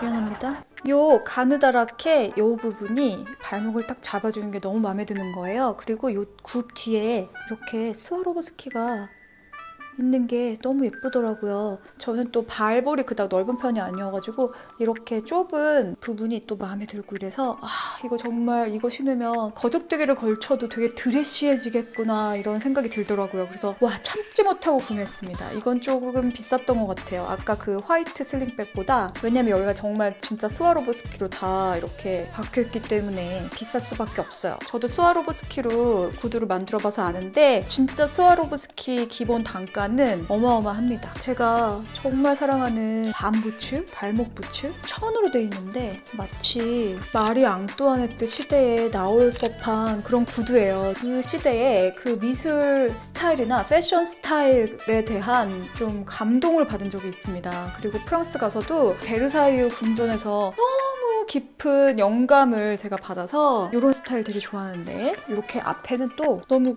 고전적이죠. 이 은굿을 뭐야. 멋있어, 멋있어. 뒤에 지퍼가 있어요. 우리의 발꿈치나 뒤에 발목에는 지퍼 부분이 절대 닿지 않도록 이렇게 보호를 해줍니다. 이거 신고 나가면 사람들이 다 그건 어디 구두예요? 그것도 만든 거예요? 이렇게 물어봅니다. 쇼라인입니다. 라고 얘기하면서 조금 씁쓸하긴 합니다. 사람들이 다 너무나 예쁘다고 물어보는 구두를 제가 만들고 싶거든요. 이거는 쇼라인이어가지고 가격이 되게 비쌌어요. 생긴 것만 봐도 디테일만 봐도 비싸게 생겼죠. 이거 200만 원이 넘었던 것 같아요. 근데 눈이 뒤집혀서 구매를 했다는. 이 레드 스웨이드 펌프 스틸레토 너무 예뻐. 이거 컬러 뭐야? 왜 이랬어요? 왜 이렇게 예쁘게 했어요? 발냄새도 안 난다. 이 굽을 보십시오. 진짜 가늘죠? 이런 명품 구두, 잘 만든 구두들의 특징은 여기에 강철이 들어가 있습니다. 그래서 딱 디뎠을 때 아무리 얇아도 안정감이 있어요. 이 스웨이드 펌프스도 진짜 그냥 캐주얼하게 입던 아니면 드레시하게 입던 컬러만 잘 이걸로 포인트를 주면 진짜 섹시한 룩으로 변화시켜줍니다. 그래서 은근히 남자친구가 요거 신은 날 다정다감해진다는 그런 전설을 가지고 있는 레드 스웨이드 스틸레토. 가격은 그때 한 98만 원 정도 했던 것 같아요. 본 매장에서 구매를 했고요. 제대로 된 컬러 나오면 이런 거는 한번 진짜 구매를 해둬야 되는 기본템이다라고 생각했었는데 디올이 정말 컬러를 너무 예쁘게 잘 뽑아요. 프랑스 명품 브랜드들이 거의 다 그렇지만 특히나 에르메스와 디올이 정말 컬러를 잘 뽑습니다. 요 펌프스를 보여드립니다. 앞에 좀 갑옷이가 있죠? 갑옷이라는 말 해도 되나요? 일본 말인가? 뒤꿈치에 CD 로고가 적혀 있습니다. 앞에 이렇게 앞굽이 있기 때문에 실질적으로 별로 그렇게 높진 않아요. 그래서 발에 무리가 안 갑니다. 근데 특징이 있는데 앞굽이 있는 제품들은 이렇게 앞에 라인이 스틸레토가 아니고 동그래. 약간 이렇게 동그랗게 빠집니다. 보이나요? 그 부분이 조금 아쉽긴 한데 뭐 어쩔 수 없죠. 뭐 부드러운 느낌이 있어요. 그 대신에 스틸레토보다는. 요거는 여주에 크리스찬 디올 아울렛 있을 때 그때 구매를 했어요. 그래서 뭐 80% 이렇게 세일을 했으니까 여러분 뭐 20만 원대에 구매를 했던 것 같아요. 자, 1부에서도 제가 말씀드렸죠? 자, 이런 거 명품 구두인데 20만 원대면 사야겠어요? 안 사야겠어요? 사야 돼요? 안 사야 돼요? 또 여주 아울렛에서 또 구매한 디올 샌들. 요 특이한 굽 때문에 샀습니다. 그리고 앞에가 이렇게 깔끔하게 심플하게 떨어져서 발목을 한번 이렇게 감는 스트랩인데 굽 높이는 한 5cm 정도 되는 것 같아요. 되게 편할 줄 알고 구매했는데 오래 걸으면 다 아프다. 오래 걸으면 슬리퍼를 이길 순 없어. 아니 그리고 웬만하면 화장품은 리뷰를 안 하려고 그랬는데 제가 일부에서 평소답지 않게 아이 메이크업을 조금 진하게 했었잖아요. 이 제품을 사용해서 해줬었습니다. 아이섀도우 케이스 이렇게 할 일입니까? 이거 뭐야? 명품 가방이야? 클러치야 뭐야? 안녕. 오랜만이다. 잘 지냈어? 클러치 같아. 여기는 베이지색 기본색으로 깔아주는 거고 그 다음에 핑크색 바이올렛 컬러인데 약간 팥죽색 같은 느낌? 요거는 금색 아주 큰 펄 그리고 여기는 금색 스파클 펄이 들어있는 바이올렛 빛을 머금은 고동색입니다. 제가 요거 두 가지 이용해서 스모키를 했었어요. 우리 구독자분들과 친구들한테 연락이 왔는데 평소답지 않게 그렇게 스모키 메이크업을 하니까 더 예쁘더라. 이렇게 말씀해 주셔가지고 자, 요 제품도 소개해 드렸습니다. 지금 이거 아마 리미티드 에디션이라 판매를 안 할 수도 있을 것 같아요. 제가 봤을 때 크리스찬 디올이 이 하이라이터를 너무 잘 뽑아내는 것 같아. 이건데 지금도 판매를 하고 있는지는 모르겠습니다. 이렇게 핑크빛 펄이에요. 요거로 메이크업 한 날은 다들 피부 메이크업 너무 예뻐요 라고 말씀해 주시더라고요. 요거 이름이 디올 스킨 누드 루미나이저 롤리 글로우 컬러입니다. 어떻게 이렇게 대중적이고 폭발적인 사랑을 받는 브랜드가 되었는가? 오늘 만나볼 브랜드는 구찌찌에서는 어떤 제품을 구매해야 가장 현명한 선택이 될 것인가? 골라줄게요.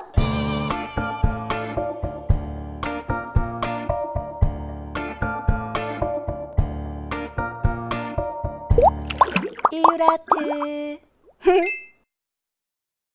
여러분 제가 오늘 여기에 메디폼을 붙이고 있습니다. 왜냐면 제가 여기 색소 침착된 부분들이 있었는데 아주 큰 결정을 하고 전 빼는 레이저 트리플을 받고 왔어요. 그래서 2주 넘게 이 메디폼을 붙이고 있어야 된다고 하니까 여러분 이해해주세요. 더 예뻐지기 위해서. 구찌 하면 그린이랑 레드니까 1881년에 구찌가 태어납니다. 이 사람은 구찌란 브랜드를 만들기 위해서 태어난 것 같아. 이름 자체가 구찌야. 이탈리아에서 밀짚 모자를 만들던 집안이었어요. 그런데 이 밀짚 모자라는 사업이 구찌가 생각하기에 사양 사업이었던 것 같은 거야. 그래서 가업을 이어받지 않고 17세가 되던 해에 영국에서 가장 럭셔리했던 호텔인 샤보이 호텔의 벨보이로 취직을 하게 돼요. 자, 여러분 생각을 해보세요. 그 호텔이 영국에서 가장 럭셔리했던 호텔이었던 거예요. 그럼 귀족이랑 상류층의 사람들이 그 호텔에 묵었을 거 아니에요? 구찌가 벨보이를 하면서 이 상류층의 사람들이 사용하는 러기지를 주로 많이 보게 됩니다. 그러면서 러기지를 한번 제작을 해볼까? 이런 생각을 하게 되죠. 그래서 1902년에 다시 이탈리아로 돌아갑니다. 피렌체에 있는 프란지라는 가죽 제조 공장에 취직을 해서 가죽에 대한 이해도를 높이기 시작해요. 그리고 1921년에 비냐 누오바라는 이탈리아에 있는 거리에 처음으로 구찌의 매장을 내게 됩니다. 그리고 연이어 같은 해에 파리온의 거리에도 두 번째 매장을 내게 돼요. 그러면서 본격적으로 구찌의 역사가 시작되게 되죠. 구찌의 초창기 제품들은 마구 제품들이었어요. 우리 저번 시간에 에르메스의 역사에서 봤다시피 그 당시에는 마차들이 주로 교통수단이었기 때문에 가죽 제품을 생산해내는 브랜드에서는 거의 다 마구 용품들로 브랜드를 시작하게 되죠. 구찌도 다른 브랜드와 마찬가지로 가족 경영 기업이었는데요. 첫째 아들인 알도 구찌가 사업 수완이 굉장히 좋았습니다. 1940년에 이탈리아 정부가 파시스트 말기 정권이었는데 그때 무역들이 다 끊기고 수출 수입이 다 끊긴 상태였어요. 그래서 가죽을 조달하기가 힘든 시기였는데 그때 알도 구찌가 대나무, 산마, 황마 이런 것들을 이용해서 가방을 만들게 됩니다. 바로 그렇게 해서 이렇게 뱀부백이 탄생하게 된 거예요. 여러분 구찌에서 많이 보셨죠? 대나무 손잡이로 돼 있는 가죽은 그 당시 소가죽을 많이 썼었는데 소가죽을 조달할 수 없어서 더 부드러운 돼지 가죽을 쓰기도 했습니다. 뱀부 가죽의 대나무로 된 손잡이는 대나무를 불로 가열해서 휘게 만들어서 그렇게 사용했다고 해요. 구찌오 구찌는 알도 구찌, 바스코 구찌, 루돌프 구찌 3명의 아들들을 경영에 뛰어들게 했는데요. 1953년에 알도 구찌가 뉴욕의 58번가에 있는 샤보이 프라자 호텔에 구찌의 매장을 열면서 이로써 구찌가 뉴욕에 진출한 최초의 이탈리아 브랜드가 됐습니다. 1970년대에 팜비치, 비버리 힐즈, 도쿄, 홍콩 매장에까지 진출을 하면서 전 세계적인 규모의 브랜드로 거듭나게 되죠. 근데 이때에 어떻게 이렇게 전 세계적으로 거듭나는 브랜드가 되었느냐, 마케팅을 우리가 살펴보면 케네디 대통령의 영부인인 제키에게 구찌의 가방을 들게 했습니다. 요즘에도 보면은 가장 좋은 마케팅이 그 당시에 핫한 연예인들이 제품을 들고 파파라치 컷이나 이런 게 찍히면 모든 사람들이 그 가방이 너무 예쁘다는 걸 인지하게 되고 좋아하는 연예인들이 그 제품을 들고 나오면 제품에 대한 호감도도 높아지잖아요. 그때 당시에도 영부인인 제키가 상당히 사람들 사이에서 인기가 많았었어요. 그래서 제키가 구찌의 가방을 메고 나온 것 그리고 인기가 많았던 제가 너무나 좋아하는 그레이스 켈리가 또 구찌의 가방을 들면서 사람들에게 구찌라는 명품에 대한 이미지를 각인시키게 된 거죠. 그런데 지금의 이미지처럼 구찌가 계속해서 이렇게 성장세에 있었던 브랜드는 아니에요. 가족 경영을 했었다 그랬는데 그 중에 아들인 파울로 구찌는 그 유산 상속, 지분 상속 이런 데서 좀 서열이 밀리게 된 거죠. 그래서 자기의 이름을 따서 파울로 구찌라는 브랜드를 세컨 브랜드를 내서 원래 구찌의 가격보다 상당히 저렴한 세컨 브랜드 개념의 브랜드를 내게 됩니다. 그래서 결국은 결과적으로 구찌의 명성까지 같이 하락하게 되는 영향을 주게 돼요. 그래서 점점 어려워지게 됩니다. 이때 바레인에 본사를 둔 투자회사 인베스트코프라는 회사에서 구찌의 지분을 상당히 많이 인수를 합니다. 그리고 1993년에 마우리초 구찌가 자기가 가지고 있는 구찌의 지분 50%를 이 회사에 넘기면서 구찌의 지분 100%를 인수하게 된 거죠. 그러면서 구찌가 가족 경영에서 전문 경영인의 그룹으로 탈바꿈하게 됩니다. 그러면서 여기서 파격적으로 29살의 디자이너인 톰 포드가 이 구찌의 크리에이티브 디렉터가 되면서 마케팅부터 제품 디자인까지 모든 것을 다 맡아서 하게 됩니다. 원래의 이미지보다는 조금 더 진취적인 느낌을 갖게 되는데요. 이 톰 포드가 마케팅으로 주로 내걸었던 것이 바로 제셋 글래머라는 타이틀이었는데요. 아예 대놓고 상당히 섹스 어필한 이미지를 많이 연출하게 됩니다. 구찌 브랜드의 이미지가 상당히 섹시한 브랜드로 거듭나게 되고요. 이로 인해서 구찌가 조금 더 경영난을 극복하게 되고 새로운 이미지를 얻게 돼요. 이때 또 대표적으로 유명해진 것이 바로 레드와 그린 컬러의 띠를 디자인해 nem으로써 구찌의 상징적인 컬러가 등장을 하게 되죠. 이로 인해서 구찌의 변화가 상당히 성공적이었어요. 그래서 1998년 유럽 언론협회는 구찌를 올해의 유럽 기업에 선정하기까지 했고 톰 포드 이후의 패션계에서는 단순히 옷을 디자인하는 수석 디자이너의 개념에서 더 나아가서 매장 구성과 광고까지 모든 것을 디렉팅하는 크리에이티브 디렉터라는 포지션이 유행하기도 했습니다. PPR이라는 그룹이 또 구찌를 인수하면서 이때 톰 포드와 이견이 좁혀지지 않아서 톰 포드가 구찌를 떠나게 됩니다. 이때 프리다 지아니니가 맡은 액세서리 라인이 가장 긍정적인 평가를 얻어서 2006년에 그녀가 구찌 전체를 단독으로 총괄하는 크리에이티브 디렉터가 되었어요. 그녀가 브랜드를 맡은 후 4년간 구찌의 매출은 46% 신장했고 구찌는 2007년 시장조사 전문 회사인 닐슨이 발표한 세계에서 가장 갖고 싶은 럭셔리 브랜드로 선정되기도 했습니다.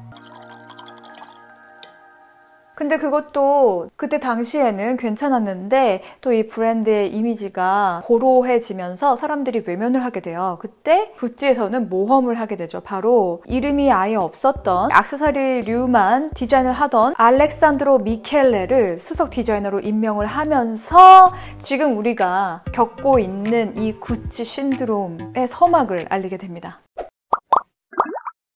구찌의 가장 대표적인 상품은 뱀부백이 있고 호스빗 로퍼가 있습니다. 호스빗이라는 것은 무엇이냐 하면 구찌가 마구 제품부터 시작을 했잖아요. 이 부분은 상당히 가슴 아픈 일입니다. 자, 여러분 생각을 같이 해보자고요. 아무리 말이 힘이 세더라도 태어났을 때부터 너는 인간을 태우기 위해 태어났다 이렇게 해서 말이 탄생을 했을까요? 저는 그건 아니라고 보는데 그 말다리 보면 되게 가늘잖아요. 그 가는 다리로 막 무거운 짐들을 나르고 이런 거 보면 너무나 불쌍한데 그 마구 제품을 잘 보시면 말이 이렇게 입 안에 막대기 같은 걸 끼고 있고 그 다음에 여기서 줄을 연결해서 뒤에서 방향을 사람이 조절하잖아요. 그때 여기 입 안에 끼고 있는 막대기가 바로 호스빗이라는 제품이에요. 그 구찌의 로퍼 앞에 달려있는 그 금속 디자인을 보면은 호스빗에서 영감을 받아서 만든 장식이 앞에 있습니다. 호스빗 로퍼가 대표적인 제품이고요. 그 다음에 재킷 때문에 유명해진 재킷백,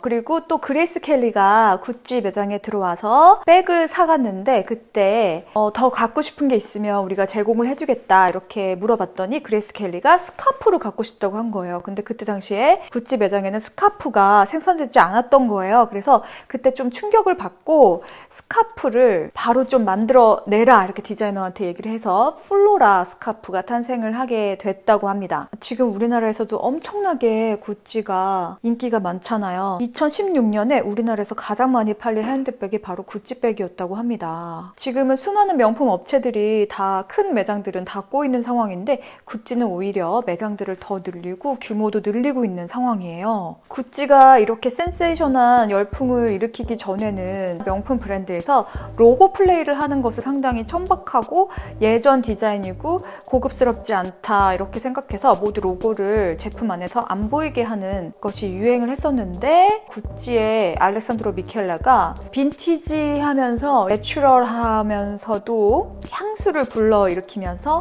좀 재미있는 디자인을 내세우면서 사람들이 와 정말 힙하다, 힙스터들이 입을 만한 패션의 대명사가 되었죠. 힙합 뮤지션들이 힙합에 소울이 담긴 자유분방한 패션 스타일을 추구하면서 이 구찌라는 브랜드를 또 칭송하게 됐잖아요. 그래서 그런 영향으로 더더욱 구찌라는 브랜드가 현재 상당히 인기가 많아진 것 같습니다. 그리고 구찌 성공 비결로 또 한 가지 온라인 상품 개발이었는데요. 명품 브랜드는 온라인에서는 판매를 하지 않는다는 그런 철칙을 깨고 구찌에서 처음으로 온라인에서 판매를 하게 된 거예요. 그런데 이 매장에 있지 않은 제품을 온라인에 먼저 공개를 하고 온라인에서만 구매할 수 있는 제품들을 또 만들어내는 전략으로 온라인으로 쇼핑을 주로 하는 요즘 세대들의 입맛을 또 맞추게 된 거죠.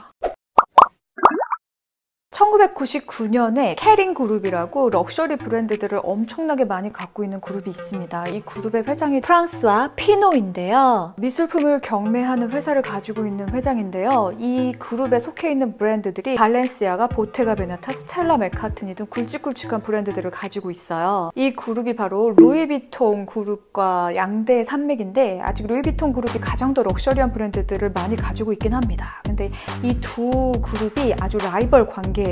이 회장이 건립한 모든 문화시설이나 미술관 같은 것들을 보면은 상당히 또 재미가 있을 수 있는데 그런 얘기는 다음 편에 하기로 하고요. 자, 우리가 온라인 사이트에서 구매할 수 있는 상품들이 있다고 했잖아요. 그래서 우리가 온라인 사이트를 한번 같이 구경을 해보도록 하겠습니다. 구찌 온라인 사이트로 들어가게 되시면 이번에 온라인으로 먼저 예약을 할 수 있는 백이 구찌 195 홀스빗 스몰 탑 핸들백, 이 백이 세 가지 컬러가 있어요. 처음에 제가 봤을 때는 블랙 컬러가 그나마 제일 예쁘다 이렇게 생각했는데 코디를 해놓은 컷을 보고 너무나 와우 정말 힙하다, 어떻게 이런 코디를 할 수가 있지? 이거 안경 보세요. 이 체인이랑 정말 대단하지 않습니까? 화이트 스타킹에 같이 매치를 해서 이 어마어마한 안경을 쓰고 이렇게. 그리고 제가 인스타그램에서 기은세님의 사진을 봤는데 기은세님이 또 이 가방을 메고 계시는 거예요. 기은세님은 상당히 여성스럽고 우아하게 연출을 하셨는데 홈페이지에는 또 이렇게 캐주얼한 의상에 백을 들었네요. 인터넷으로 먼저 쇼핑을 하는 재미도 있을 것 같고요. 만약에 나라면 구찌에서 어떤 제품을 구매할까 이렇게 한번 생각을 해봤습니다.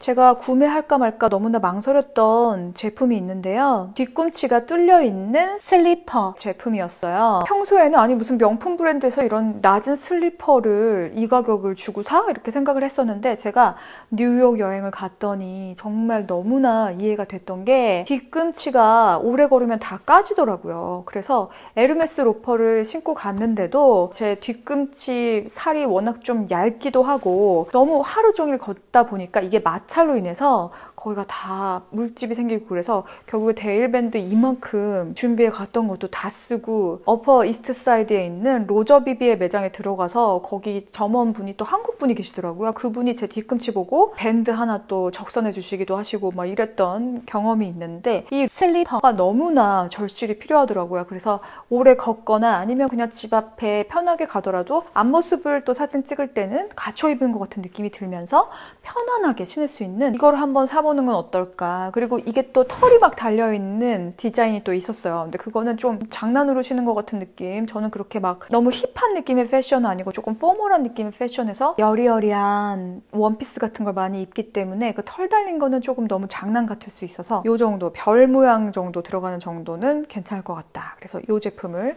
구매할 것 같고요.